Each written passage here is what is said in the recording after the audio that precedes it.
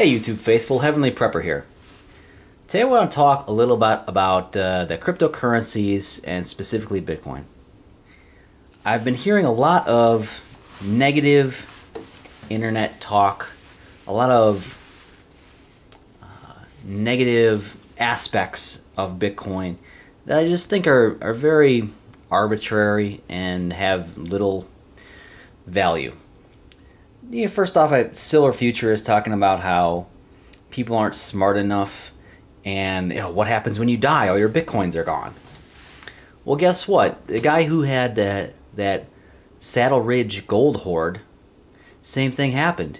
If you die and you don't tell anybody about your stash and you leave no will or no guidance to anyone, well then someone might find it hundreds of years later. And it won't be the people you wanted to. It's the same thing with Bitcoin. It's not hard.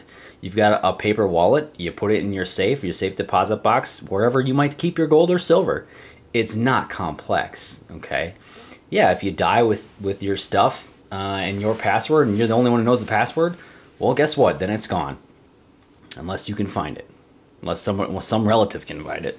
That's a really bad objection to Bitcoin, because the same thing goes for gold or silver. Unless your close next of kin know where it's located or have the password combinations to your valuables, that could be gone too. So I kind of reject that, because if you have significant wealth in Bitcoin, you're going to make sure your family members know where it is. The second, people aren't smart enough. Are you kidding me? We're really cresting the hill here when we say people are just too dumb to understand something and there's no motivation.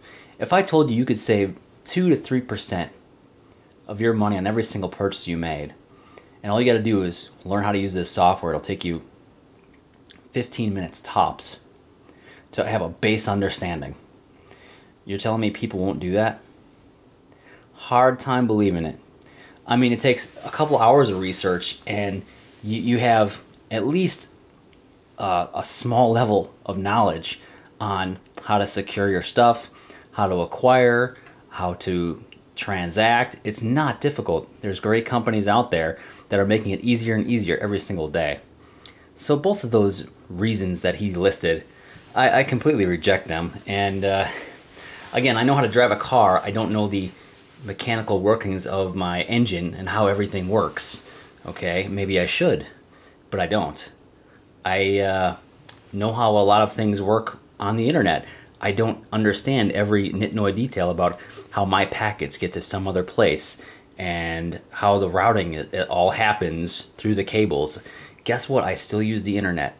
Okay, it's the same thing. I don't need to be the programmer or the engineer who creates the system. I just need to be the guy who understands the usage of the system, which is what we can be. Now I'm going to link a video here that I think is a really great video, and it's an hour and a half long, but my suggestion is if you only have, let's say, 15 or 20 minutes, go to the 47-minute and 40-second mark. And this video is with Stefan Molyneux and Andreas Antonopoulos. I don't think I'm saying his last name right, but both of these guys very well respected, okay? Libertarians, Bitcoin enthusiasts, and this is an excellent video. And at the 47:40 mark, they start talking about the benefits to not just Americans, but to the entire world. Because we often have this view that if it doesn't affect me personally or it doesn't benefit me personally, it's not going to be a good investment. And I'm not even talking about Bitcoin as an investment itself, but what are the ramifications for people in, let's say, Venezuela, who right now are going through capital controls, price fixing because of the government, because of what they've done, and nationalized industries, and said, oh, you can only use our currency, others are outlawed. Well, guess what happens? There's price controls, and people have to wait hours and hours in lines at grocery stores, and then they have to come back 2 days later because stuff was out, and so you're wasting all kinds of resources, most valuable time, to go acquire things because the government is corrupt. When if you just had some Bitcoin and you had a fair market there, things could work out much better. than this government controlled stuff.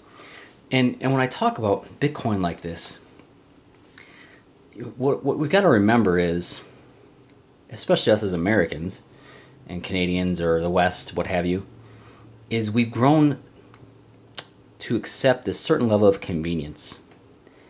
And you know me, I'm a gold and silver stacker. I love this stuff. But what are the odds that we're going to go to some silver barter style community where the transactions are happening via quarter ounces, 90% silver, half ounces, 1 ounces? It's not very convenient. And we tend to love this convenience factor. And I'm not going to be transacting with somebody states away in silver. I mean, I might, but there's a lot of risk involved there in shipping. Bitcoin is much more convenient. And I'm not even talking about it as an asset here. I'm talking about it as a currency, a vehicle, a medium of exchange. I'm not talking about trying to get rich off Bitcoin. I'm just saying as a utility, it makes sense. And people argue, well, there's hundreds of alt currencies. Yeah, that's right. There are. But are they being used? What gives them value is their usage. So obviously Bitcoin is much more usable in today's world, where Overstock.com is allowing you to use your Bitcoin. And there's many other companies that say we accept Bitcoin. You can buy gift cards for Amazon with Bitcoin. Many different usages. And this video I'm going to link to in the bottom talks about this utility and network effects and the benefits for the third world that I won't even touch on, because I'll just be repeating some of their arguments, and it's really good stuff. So if you're a Bitcoin hater, take 20 minutes and watch this video again at the 47-minute 40-second mark, or watch the whole thing, and just think about it for a second, okay? Because I like gold, I like silver, I think they're a great place to store your wealth.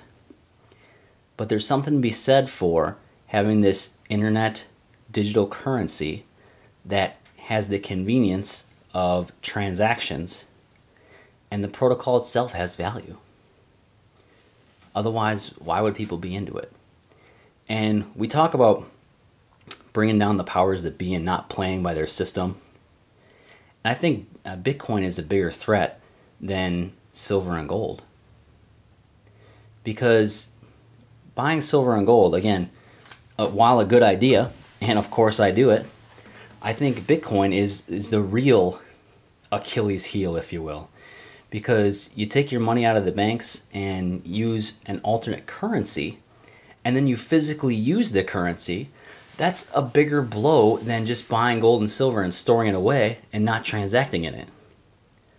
Because while it is valuable in a medium of exchange, if you're not using it as a medium of exchange, it's not a currency. Whereas Bitcoin is.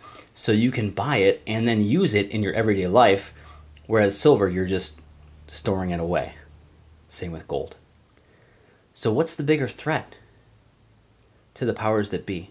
So all you guys that are liberty lovers out there that don't like the current system we're in, think about it for a second. What's the bigger blow to JP Morgan, to the powers that be? Silver or Bitcoin? Something to think about. Heavenly Prepper, preaching and prepping.